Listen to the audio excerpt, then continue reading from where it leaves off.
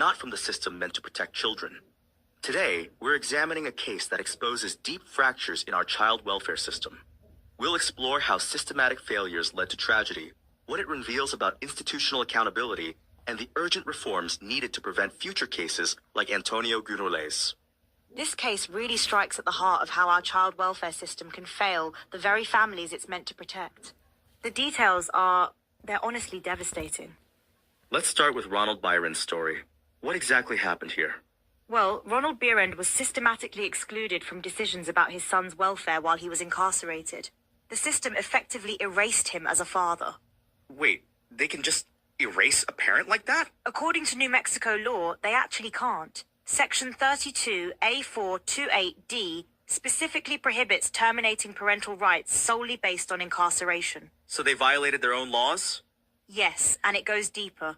The system used what Bierend calls the Moody loophole to place his son with Jeffrey Moody, a man later charged with child abuse resulting in death. That's horrifying. And here's what's crucial. This wasn't just negligence. Bierend's testimony and documentation show systematic document fraud and manipulation. Can you explain what you mean by document fraud? Between 4:24 and 5:10 in his video testimony, Bierend describes forged signatures, withheld mail, and altered legal documents. And these aren't just allegations, right? He has proof? Yes, that's what makes this case so compelling. Every claim is supported by records, correspondence, and legal documents. Let's talk about the emotional impact. What does this kind of systematic erasure do to a parent? Psychologists call it ambiguous loss, when grief is unresolved and unacknowledged by society. It's particularly devastating in cases like this. Can you explain that concept a bit more? It's when someone is physically absent but psychologically present, or vice versa.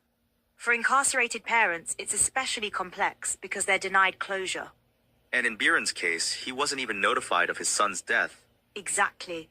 He learned about it from other inmates. He was barred from the funeral. Even in death, the system continued to erase his role as a father.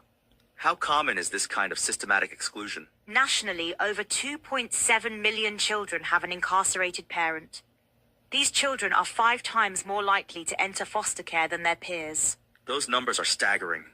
And what's particularly troubling is that notification of critical events is inconsistent. Many agencies lack clear policies for engaging incarcerated parents. Let's talk about solutions. What reforms are being proposed? Well, there's Antonio's law, named after Bierend's son. It aims to close loopholes in kinship placement and ensure biological parents are involved in decisions. What would that mean in practice? It would